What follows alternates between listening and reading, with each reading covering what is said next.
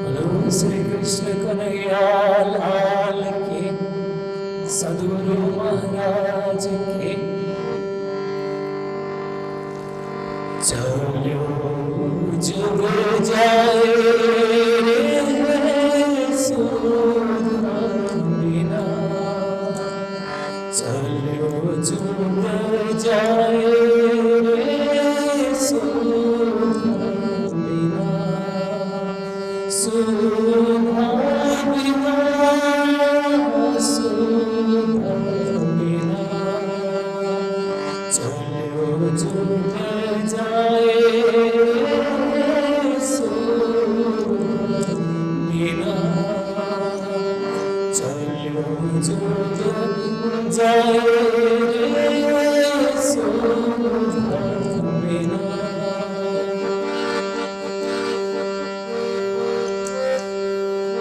मूला प्रकृति मोहनते, मूला प्रकृति मोहनते,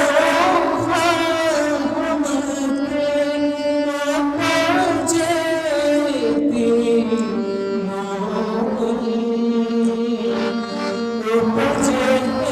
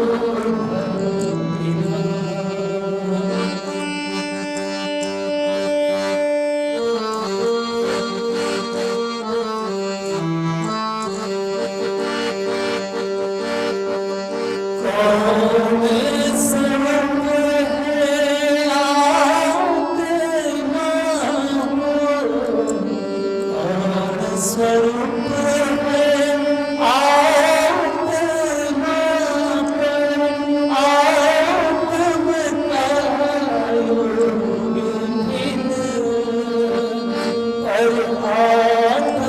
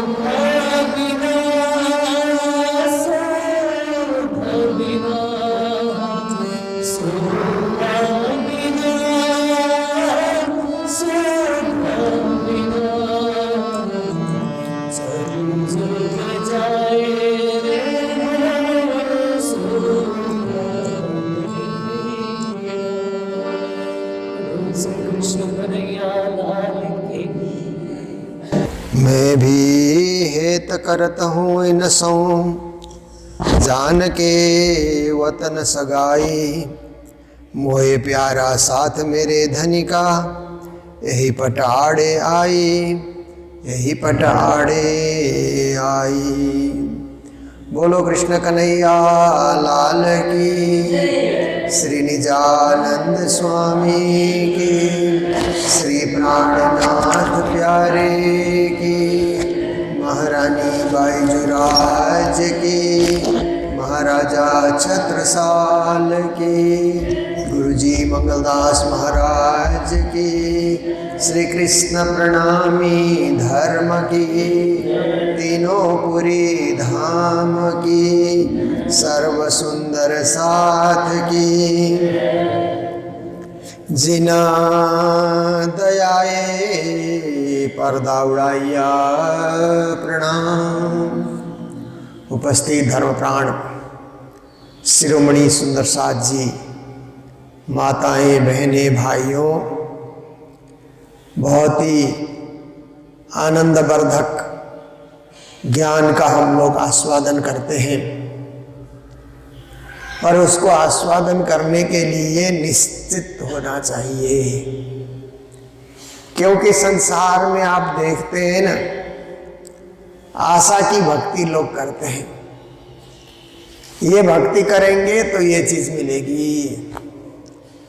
आशा लिए हुए मन में कुछ न कुछ आशा लेकर के देवी देवताओं के मंदिर में जाते हैं, पूजा पाठ करते हैं, फिर भी मन में कोई आशा है, मुझे ये मिलना चाहिए, ये मिलना चाहिए, थोड़ा चढ़ा करके ज्यादा पाना चाहते हैं, बहुत बड़ा सौदा करना चाहते हैं, दान पात्र में थोड़ा सा डाल करके बहुत बड़ा व्यापार सोचते हैं, बहुत बड़ा पद चाहते हैं, बहुत बड़ी नौकरी चाहते हैं, तो उसे आशा की भक्ति कहा जाता है।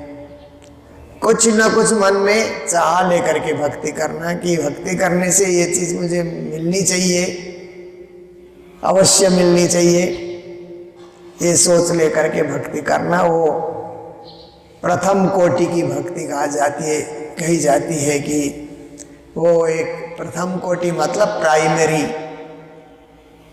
प्राइमरी भक्ति वो हो गई। और एक भक्ति होती है निराशा की भक्ति। इतने दिन से पूजा कर रहे हैं, कुछ मिला ही नहीं, कुछ हुआ ही नहीं, मन में निराशा है, फिर भी करते तो है।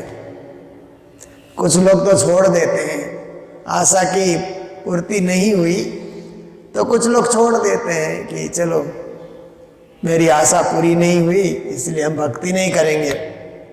पर एक वर्ग है कि निराश है, वर्षों से कर रहे हैं, बचपन से कर रहे हैं, क्या मिला मुझे, परमात्मा ने मुझे क्या दिया। औरों को देखो कैसे कैसे लोग बढ़िया से चलते हैं, बढ़िया से खाते हैं, धन दौलत के साथ खेलते हैं, हमें क्या दिया परमात्मा ने। ऐसा कहते हुए निराशा, मन में निराशा और मन में आशंकाएं कहते हैं ना, प्रश्नोत्तरियां, अनेक प्रकार के सवाल जवाब मन ही मन में प्रकट करते हैं, तो ऐसी भक्ति को निराशा की भक्ति कहा जाता है। और निराशा की भक्ति में एक दिन आएंगे, एक दिन नहीं आएंगे, क्योंकि मन में निराशा है ना, इसलिए निराशा उनको आगे बढ़ने नहीं देती है। इसके चलते वो आएंगे नहीं आएंगे, नियमित नहीं होंगे, फिर भी छोड़ते नहीं हैं। कभी कभी तो आते ही हैं निराशा की भक्ति वाले भी। और एक तीसरी भक्ति है, बड़ी भक्ति, सर्वश्रेष्ठ भक्ति, सर्वोत्तम भक्ति कहा जाता है, वो है भरोसे की भक्ति। भरोसा, हमें परमात्मा में भरोसा है, आज नहीं तो कल देंगे, कल नहीं तो परसों देंगे, नहीं देंगे तो भी हम उनके ही हैं, देना नहीं देना उनके हाथ में है। हमारी तो प्रार्थना है, हम प्रार्थना कर सकते हैं, पूजा कर सकते हैं, क्या देना, कहाँ देना, कितना देना या नहीं देना, ये सब उनके हाथ में है, हम उनके भरोसे। भजन भरोसे दास कहते हैं ना, हम भजन इसलिए करते हैं कि उनके भरोसे होने के लिए, परमात्मा के भरोसे। जो कुछ करेंगे परमात्मा अच्छा ही करेंगे, मेरे लिए अच्छा करेंगे, परमात्मा जगत के लिए अच्छा करते हैं तो मेरे लिए भी अच्छा करेंगे। कहते हैं ना कि जान को देत अजान को देत, जहान को देत सो तो को भी दई है, एक कविता है ना। परमात्मा जानकार को भी देते हैं, अनजान को भी देते हैं, पूरे जहान को देते हैं, पूरी सृष्टि को देते हैं, तो मुझे भी देंगे। इसलिए हम उनके भरोसे हो जाते हैं। हमारी भक्ति है कुछ पाने के लिए, कुछ नहीं मिलने के कारण निराश होने के लिए नहीं है, बस उनके बन जाने के लिए, परमात्मा के हो जाने के लिए हम भक्ति करते हैं। तो प्रणामी भक्ति भरोसे की भक्ति है। भजन भरोसे दास, इसलिए हम लोग सायंकाल पूजा में ये चौपाई बोलते ही बोलते हैं, संध्या सुमिरन आरती भजन भरोसे दास। हम भजन करते हैं उनके भरोसे होने के लिए, उनके दास होने के लिए, उनकी अंगना होने के लिए और उनके चरणों में लिपट जाने के लिए। तो ये 3 प्रकार की भक्ति जगत में चलती है, पर हम आशा की भक्ति में ज़्यादा आकृष्ट नहीं है। हम निराश कभी होते ही नहीं, निराश क्यों होना, हम तो एकदम उनके ही होकर के हम चल रहे हैं, रहेंगे उसी में राजी जिसमें तेरी रजा हो। हे परमात्मा, जिसमें आप प्रसन्न है हम भी उसी में प्रसन्न है। आपकी प्रसन्नता मेरी प्रसन्नता, मेरी प्रसन्नता के लिए आप मुझे ऐसा करें नहीं जरूरत है, आपकी प्रसन्नता में हम प्रसन्न हो जाते हैं। जैसे हम लोग मंदिर में आते हैं और मंदिर में भंडारे का भोजन करते हैं ना, मंदिर के भंडारे में जो बना वो मेरे लिए एक प्रसाद है, उसी का स्वाद, उसी प्रसाद का स्वाद लेकर के हम खुश रहेंगे। मंदिर में जाकर के हम ये नहीं कहेंगे कि मेरे लिए बना दो, वो बना दो, ऐसे कर दो, वो तो घर की बात होती है ना। घर में लोग सोचते हैं कि मुझे इसमें स्वाद आता है, इसमें नहीं आता है, नमक इतना डालो, मिर्ची इतना डालो, मसाले इतना डालो, आदि आदि, ये घर की बात होती है। मंदिर में जाते हैं तो परमात्मा के उस भंडारे में जो बना वो स्वाद मेरा कुछ नहीं, मुझे कुछ ऑर्डर नहीं देना है। ऑर्डर तो होटलों में दिया जाता है ना, होटल में जाते ही वो मेरा लोग आते हैं ना, आप क्या खाएंगे, तो वो मेनू का वो भी लेकर के आते हैं, कार्ड लेकर के आते हैं, ऐसे ऐसे देख करके ये चीज़ मेरे लिए दो। तो वो जो ऑर्डर करके आप अपनी इच्छा से जो कुछ बनवा रहे हैं, तो आप मंदिर में नहीं है। फिर मंदिर में है तो जो बना सो प्रसाद, ऐसे उसको ग्रहण करना चाहिए। तो परमात्मा को जो भोग व्यंजन अर्पित होता है, परमात्मा को जिसमें स्वाद आता है, मुझे भी उसी में स्वाद आता है। मेरा स्वाद फर्क नहीं है कि हम उनके हैं, उनके हो गए, इसलिए जैसे नचाएं, जैसे चलाएं, जैसे बुलाएं, जैसे कार्य कराएं, हम उनके बन करके करते रहेंगे। तो श्री प्राणनाथ जी महाराज आज की चौपाई में हमें शिक्षा देते हुए कहते हैं, जिन दयाए पर्दा उड़ाइया, जिस दया ने ये माया का पर्दा उड़ा दिया। देखिए, परमात्मा दया करते हैं तभी तो माया का आवरण जो है, माया का पर्दा हट जाता है। अज्ञान रूपी पर्दा भी लगा हुआ रहता है ना, बहुत सारे लोगों के जीवन में जीवन भर पर्दा लगा रहता है। अज्ञान अंधकार रूपी पर्दा खुलता ही नहीं है। पर कुछ परिवार ऐसा होता है कि माँ बाप बचपन से ही अज्ञान रूपी पर्दा खोल देते हैं और भक्ति से जोड़ देते हैं। कई माँ बाप जोड़ते ही नहीं है, अभी बच्चे हैं, अभी बच्चे हैं, ऐसा करते हैं। थोड़े बड़े होने के बाद माँ बाप का कोई सुनता नहीं, इसीलिए अज्ञान का पर्दा उनके जीवन में लगा रहेगा, क्योंकि वो भक्ति से जुड़ेंगे नहीं, मंदिर से जुड़ेंगे नहीं, सत्कर्म से जुड़ेंगे नहीं। अपना कमाओ खाओ, मौज मस्ती करो, घूमो फिरो, ऐश करो, यही जिंदगी है, इतना ही वो सोचते हैं। पर जिनका अज्ञान का पर्दा हटा, वो सोचते हैं जीवन इतना नहीं है, ये तो जीवन का एकमात्र एक पक्ष है।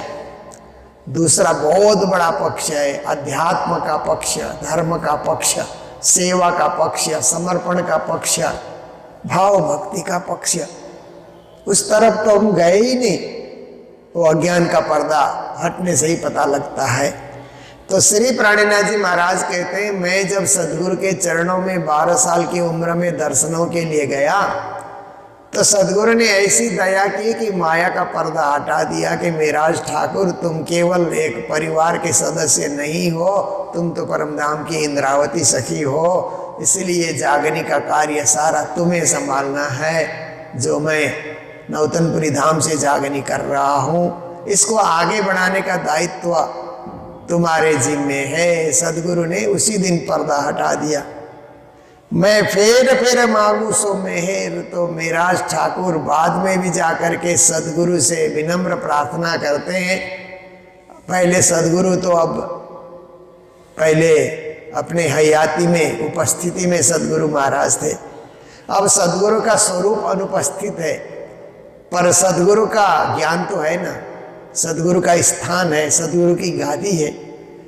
इसलिए कहते हैं कि बार बार मैं यही मांग रहा हूँ कि मुझे वही मेहर, वही प्रेम जो प्रथम मुझे आपने दया के रूप में मुझे बरसाया, मैं आजीवन वही चाहता हूँ।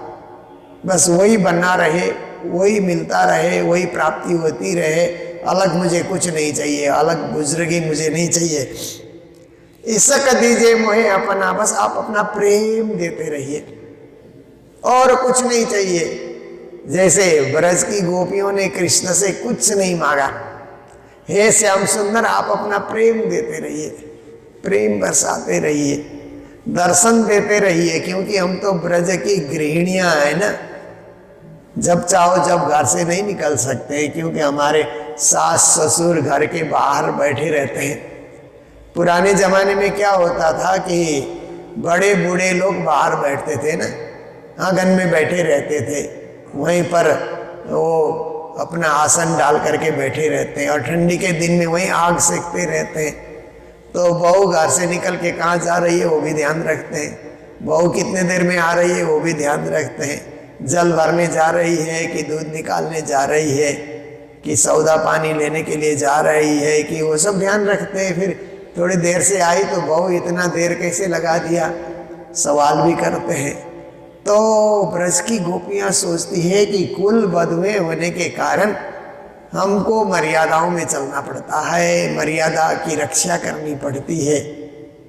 पर हे श्याम सुंदर, जब जल भरने जाएं या हम कहीं और कुंज निकुंज वन की ओर हम जाएं, गायों को हरी हरी घास खिलाने के लिए, घास लाने के लिए, या कुछ भी, या मथुरा के तरफ दूध दही लेकर के हम बिक्री करने के लिए जाएं, कहीं न कहीं मार्ग में आप खड़े होकर के हमें दर्शन देना।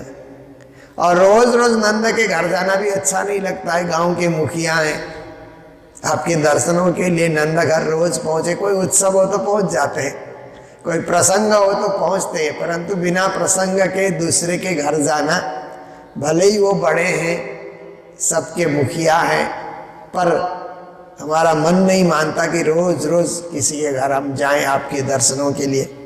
इसलिए हे श्याम सुंदर आप ही दर्शन देते रहिए, कहीं न कहीं खड़े होकर के अपना एक दर्शन दिखा दीजिए और प्रेम बरसाते रहिए। आप अपना प्रेम हम ब्रज गोपियों के ऊपर हमेशा हमेशा कृपा करके प्रेम प्रदान करते रहिए। ये ब्रज गोपियाँ प्रार्थना करती थी। श्री प्राणनाथ जी महाराज भी उसी भाव को लेकर के, इस कदी जो मुहे अपना, हे धनी आप अपना प्रेम मुझे दीजिए, आपका प्रेम मिलेगा तो और क्या चाहिए, उसी से तो सब कुछ बन जाता है, उसी से जीवन की गाड़ी आगे दौड़ती है।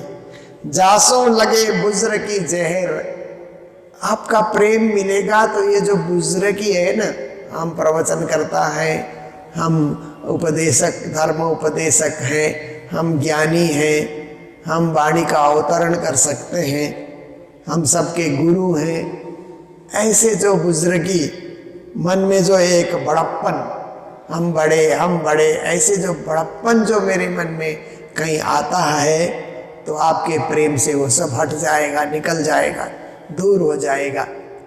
उसको हटा देना है अपने अंदर, मन में कहीं, मन के किसी कोने में भी बड़प्पन का भाव रहने नहीं देना है। बस हम समर्पित होकर के सेवा करते रहे। इसलिए बड़प्पन मुझे जहर के समान है, इसलिए आप मेहर दीजिए ताकि जहर उतर जाए। गुणवंत गारड़ी जहर तेने तेनी भी दे झार, हम लोग कहते हैं ना, विरह के प्रकरण में हम लोग गाते हैं।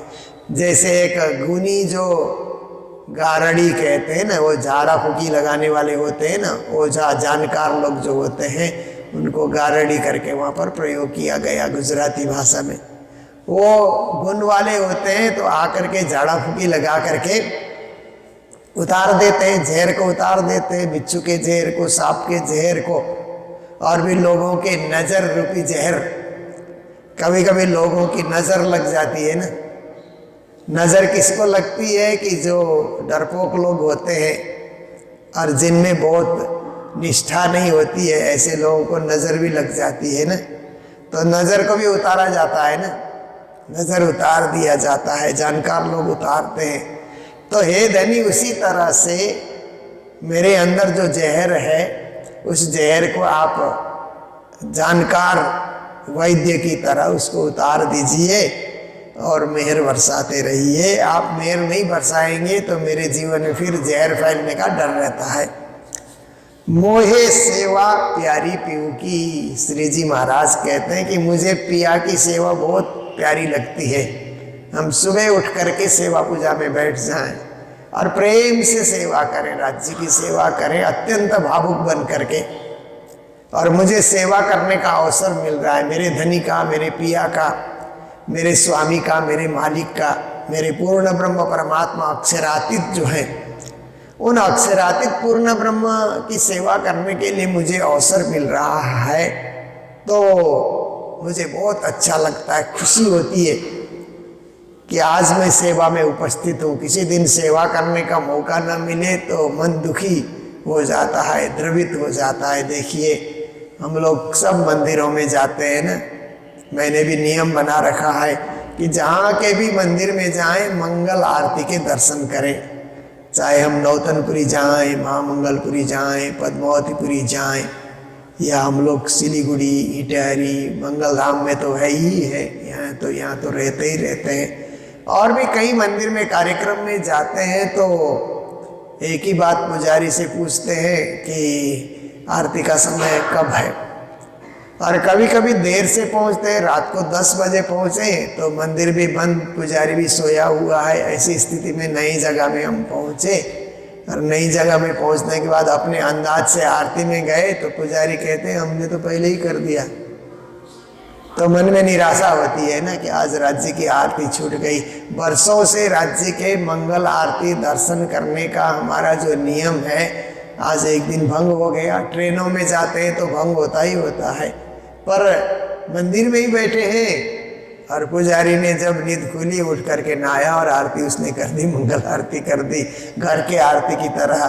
तो ऐसे क्या होता है कि पीयू से प्यार करने वालों को फिर दुख होता है कि मुझे आज पीयू के दर्शन, पर्दा खुलते ही राज्य के दर्शन नहीं हुए, तो राज्य के पर्दा के खुलने से दर्शन नहीं हुए तो मेरे हृदय का पर्दा भी आज बंद की बंद है, ऐसा लगता है। हृदय का पर्दा नहीं खुला और कहीं महाप्रसाद चरणामृत नहीं मिला। मंदिर में गए, आप थोड़ा देर से पहुँचे तो पुजारी को बोलिए चंदन प्रसाद दीजिए, तो कई पुजारी बोलते हैं चंदन तो खत्म हो गया है, चरणामृत भी खत्म हो गया, लोग पहले ही खा गए, ले लिए। ऐसे करके निराशा व्यक्त कर देते हैं ना, क्योंकि जिनमें क्या है कि थोड़ी सी समझदारी की कमी होती है, व्यवहारिकता की कमी होती है, तो ऐसे कर देते हैं। राज्य का प्रसाद तो राज्य के सामने ले जा करके ऐसे आप दिखाइए, प्रसाद हो गया। वो चंदन राज्य को एक बार दिखाइए, वो राज्य का प्रसाद हो गया। चंदन कभी खत्म होता ही नहीं है, न चरणामृत कभी खत्म होता है और न कभी प्रसाद ही खत्म होता ही नहीं है। एक बार पद्मावतीपुरी धाम पन्ना में गुरु महाराज ने कहा कि महाप्रसाद कभी खत्म होता ही नहीं है। तो कैसे, उन्होंने कहा कि कुछ सुंदर साथ ने कहा प्रतिवर्ष हम पन्ना धाम आते हैं महाप्रसाद के लिए, खत्म हो जाता है। तो गुरु महाराज ने कहा महाप्रसाद कभी खत्म नहीं होता है, तुम ऐसे करो, महाप्रसाद लेकर के जाओ, थोड़ा सा चावल भून करके उनमें मिला दो, फिर जब थोड़ा कम होने लगे तो फिर चावल भून करके मिला। प्रसाद से प्रसाद बनता रहेगा, प्रसाद का कोई अंत नहीं होगा, कभी खत्म होता ही नहीं है। तो सब लोगों को बड़ा आश्चर्य हुआ कि ये तो अच्छी बात है गुरु महाराज ने जो बताई कि थोड़ा सा महाप्रसाद को आप बढ़ाते रहिए। राज्य का एक स्पर्श, राज्य की एक दृष्टि जिसमें पड़ी हुई है, तो एक चंदन से दूसरा वृक्ष चंदन होने की बात ही, एक प्रसाद से स्पर्श होगा तो दूसरा कण भी प्रसाद ही बन जाता है। जीवन को ही प्रसाद बनाना है। तो कहते हैं कि जिनको महाप्रसाद चरणामृत और चंदन से प्रेम होता है ना, एक दिन लगाने को ना मिले तो उनको बड़ा दुख होता है, क्योंकि आज राज्य की सेवा छूट गई, राज्य का प्रसाद छूट गया, राज्य का ध्यान छूट गया। मोहे सेवा प्यारी मेरे पीयू की, साहेब हो बैठो तुम माँ। प्राणनाथ जी को ही सुंदर साथ श्री जी साहेब जी मेहरबान कहते थे ना। प्राणनाथ जी कहते हैं कि धनी आप साहेब होकर के बैठिए, मुझे साहेब मत बनाइए, मुझे बड़प्पन मत दीजिए, मुझे तो इंद्रावती के रूप में ही रहना ठीक लगता है, इसलिए आप साहेब होकर के बैठिए और मुझे सेवा करने का मौका दीजिए।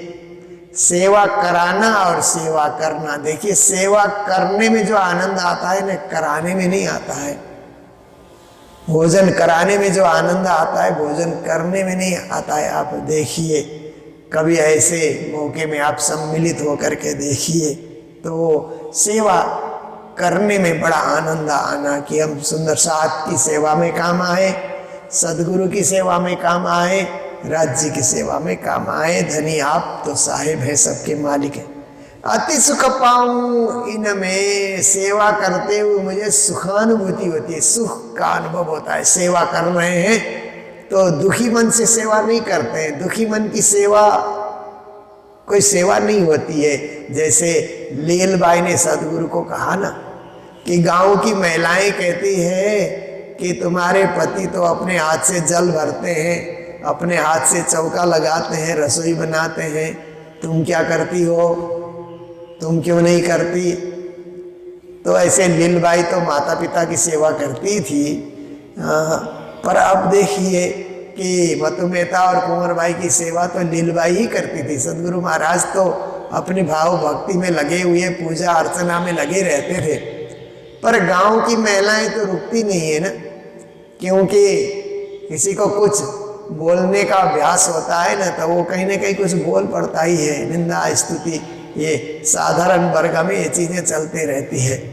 तो जब महिलाओं ने कहा तो लीलबाई आकर के सदगुरु से कहती है कि हे पतिदेव, आप मुझे सेवा का अवसर दीजिए, हम जल भरने जाएंगे, हम चौका लगाएंगे, रोटी बनाएंगे, सब्जी बनाएंगे, भोग व्यंजन बनाएंगे, जैसे आप करते हैं हम भी करेंगे, हमें अवसर दीजिए।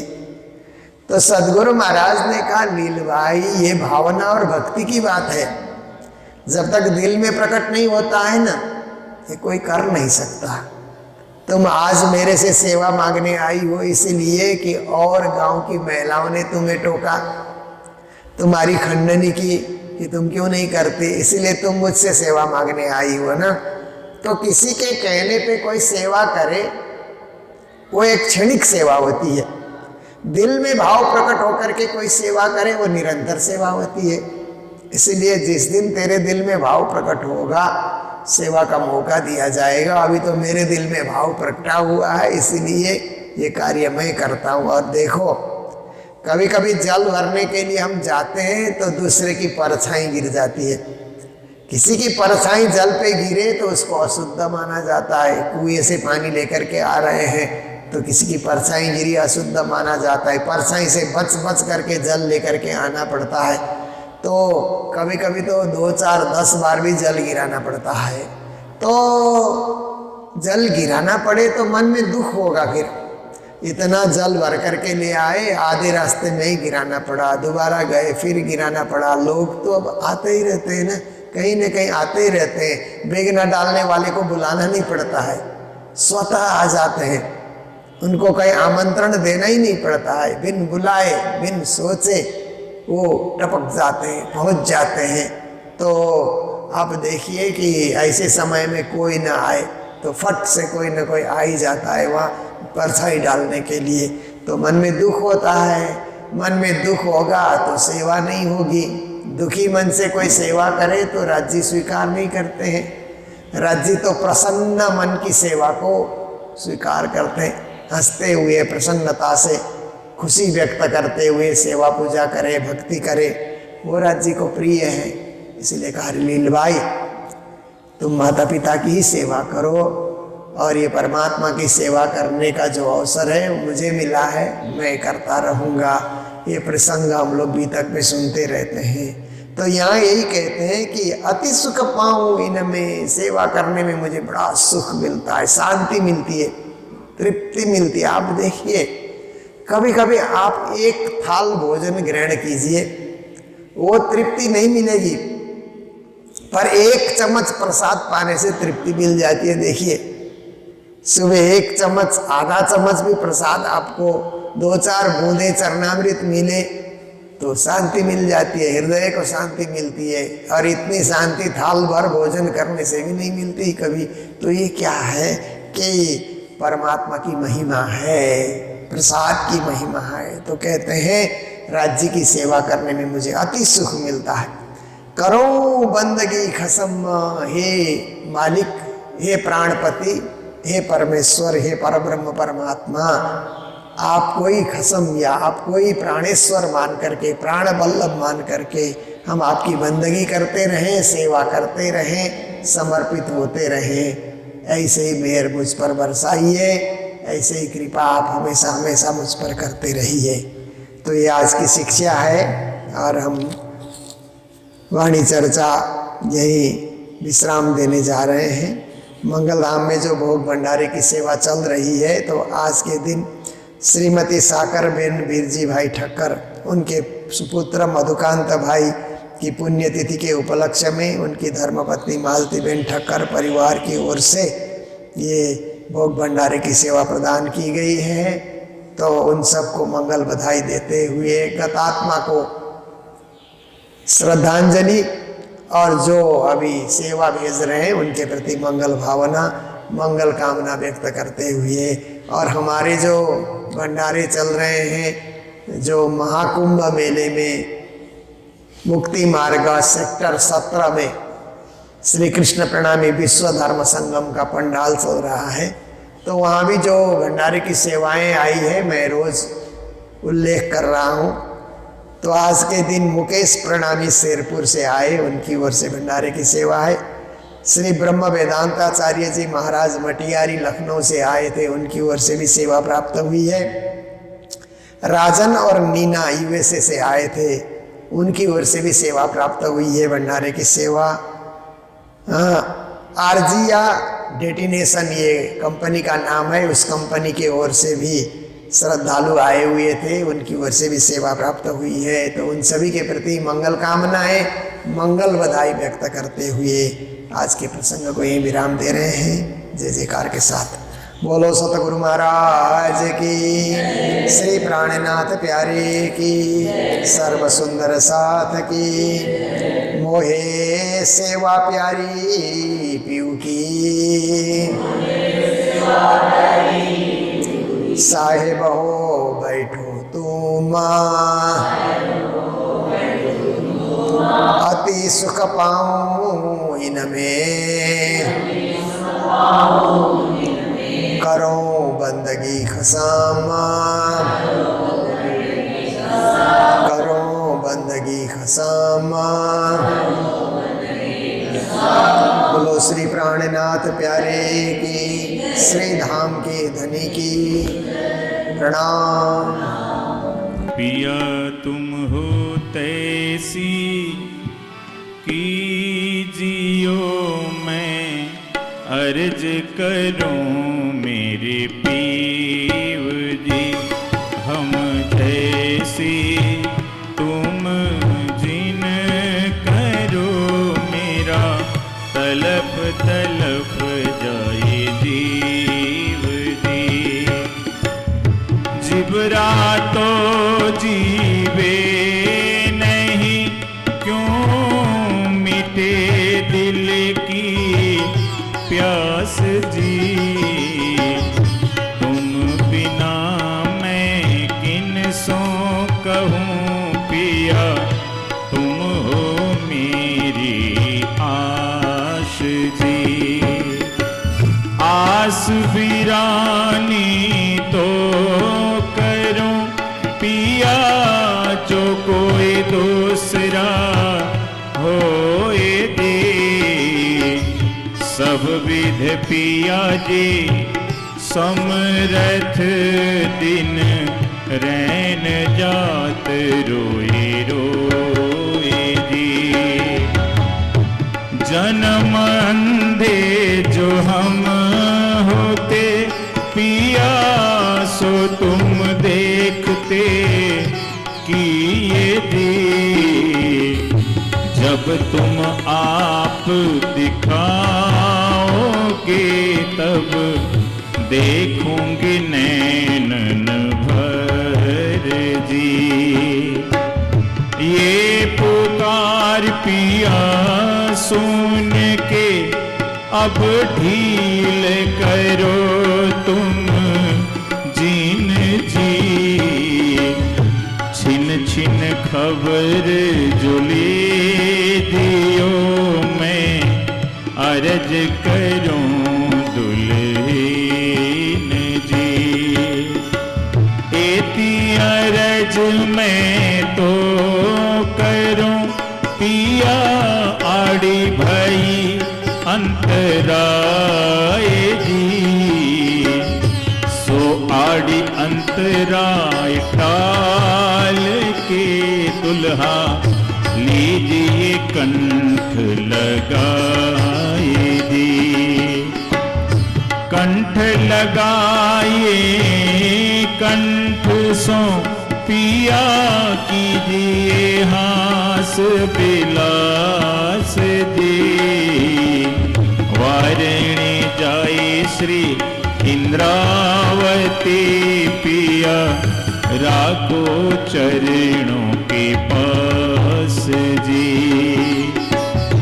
तुम दुल्हा मैं दुल्हनी पिया और न जानो बात जी। इसक सो सेवा करूं धनी सब अंगों साक्षात जी। सदा सुखदाता धाम धनी मैं क्या कहूँ इन बात जी। श्री महामति जुगल स्वरूप परवारी अंगना बलि बलि जात जी। सदा सुखदाता धाम धनी मैं क्या कहूँ इन बात जी। श्री महामति जुगल किशोर परवारी अंगना बलि बलि जात जी। पिया तुम हो तैसी कीजियो मैं अर्ज करूं मेरे पीर जी।